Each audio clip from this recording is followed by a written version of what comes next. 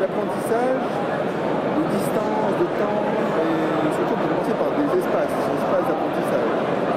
Alors quand on parle des espaces, moi ce qui m'intéresse, c'est le premier espace qui concerne les enseignants, c'est l'école, forcément. Donc je me pose la question de l'espace scolaire. Avant de m'interroger sur les ENT, je vais y venir, mais ce qui m'intéresse, c'est l'espace scolaire, l'espace proche, l'espace physique. Et la question qu'on se pose en ce moment, c'est est-ce que les espaces scolaires sont vraiment conçus pour des pédagogies innovantes qu'on veut mettre en place? Est-ce que nos espaces sont conçus pour les modèles socio-constructivistes, par exemple? C'est une question importante. Alors, si je me pose la question, j'ai quelques réponses. Et je pense qu'effectivement, le problème, c'est que les espaces scolaires ont été pensés au XVIIIe siècle. La plupart des bâtiments scolaires, beaucoup de bâtiments scolaires ont été conçus à cette époque-là, entre XVIIIe et XIXe. Et ils ont été conçus avec des réalités sociologiques et des réalités éducatives et pédagogiques de l'époque. On n'est plus tout à fait dans les mêmes réalités et on n'a pas les mêmes enjeux. Alors je fais le lien entre les espaces physiques, les espaces scolaires qu'il va falloir repenser à mon avis, tout comme le temps scolaire.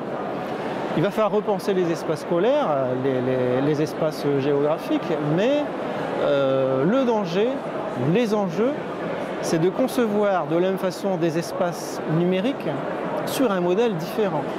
Et le danger, c'est de retravailler ou de travailler les espaces numériques de la même façon que l'on conçoit les espaces réels. Donc, travailler ces espaces numériques comme des espaces magistraux où les enseignants diffusent des ressources et où on ne réfléchit pas suffisamment aux interactions possibles entre les élèves et les enseignants. Donc la question, elle est là. Et c'est vrai que quand on entre dans une classe, même une classe numérique entre guillemets, où on va trouver un TBI, on va trouver des ordinateurs, le TBI présente le danger de renforcer des pratiques pédagogiques magistrales, donc des vieilles pratiques pédagogiques. Qu'est-ce qu'on en fait du TBI? Je pense que le TBI est très bien accepté, notamment en collège et en lycée, parce que ça renforce ces pratiques-là. Ça ne heurte pas beaucoup les pratiques pédagogiques préexistantes. Donc moi, ma réflexion, c'est justement autour de l'aménagement de la classe, entre autres, l'aménagement des locaux, comment concevoir des espaces scolaires pour favoriser des pratiques pédagogiques innovantes. Et là, le travail est énorme, notamment en France, parce que je pense qu'on a un petit peu de retard sur cette réflexion-là. Je me suis intéressé à ce qui se passe en Finlande. On évoque souvent la Finlande, on cite la Finlande en tant qu'exemple de réussite scolaire, effectivement. Ils ont des très bons scores au test PISA. Quand on va voir de près ce qui se passe là-bas, eh bien on observe les locaux et on se rend compte que la conception des espaces scolaires est confiée d'une part à des spécialistes, mais on fait intervenir aussi les usagers. Donc, en Écosse, c'est la même chose. Les élèves et les enseignants ont leur mot à dire quand on repense l'espace scolaire. En Finlande, quand on conçoit des bâtiments scolaires, on fait intervenir 3 corps de métier en plus des enseignants. On fait intervenir un architecte, c'est la moindre des choses, mais on fait intervenir aussi un architecte d'intérieur et un paysagiste. C'est-à-dire qu'on pense l'espace très globalement. Les anglo-saxons nous parlent de well-being, le bien-être à l'école. Donc on considère, et moi je suis d'accord avec cette pensée-là, on considère que l'espace va conditionner la façon d'apprendre et ce qu'apprennent les élèves.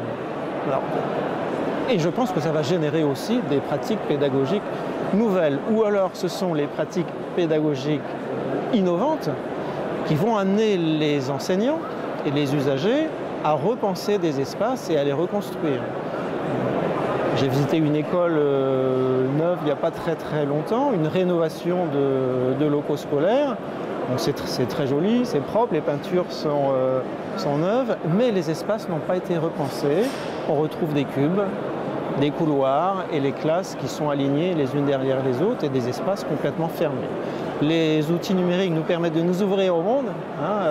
On entend souvent dire, là on l'a entendu souvent aujourd'hui et hier, on apprend où l'on veut et quand on veut.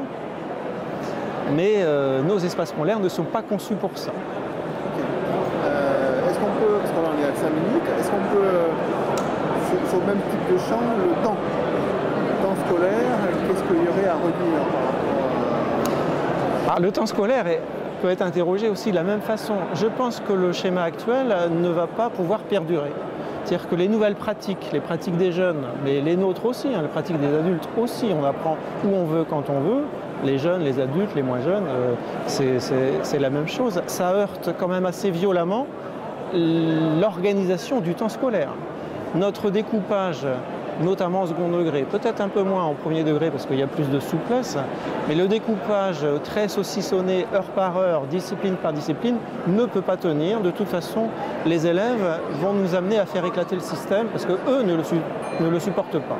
On a entendu des jeunes lycéens ce matin qui en parlaient très bien avec leurs mots. Effectivement, ça ne tiendra pas très longtemps. Alors, moi, je suis assez optimiste. Je pense que grâce aux élèves, on va faire évoluer le système. Alors, on parle du temps scolaire en premier degré. On en a parlé beaucoup depuis l'année scolaire.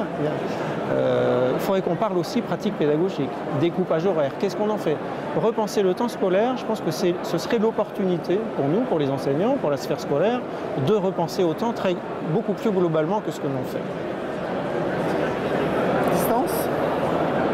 L'apprentissage à distance est facilité aussi forcément avec les nouveaux outils, mais on en revient aussi aux espaces scolaires, puisque les élèves peuvent obtenir de l'information non seulement de l'enseignant, mais de l'extérieur. On se connecte facilement, on accède au web. Est-ce que l'espace scolaire est conçu pour que les élèves se connectent facilement dans des espaces prévus pour cela? Accéder à des médias, accéder au son, aux documents audio, aux documents vidéo, est-ce que c'est si facile que ça dans une école? Est-ce qu'on a des coins aménagés pour que les élèves puissent visionner tranquillement une vidéo à 2 ou à 3? Est-ce qu'on a des coins qui sont prévus pour que les élèves s'enregistrent et diffusent de l'audio ou communiquent avec un enseignant à distance? J'en suis pas vraiment sûr. Enfin, on ne travaille pas avec un grand confort. Donc, travail à distance, oui, avec des classes à l'extérieur de l'école, mais pratiquement, c'est pas si facile que ça.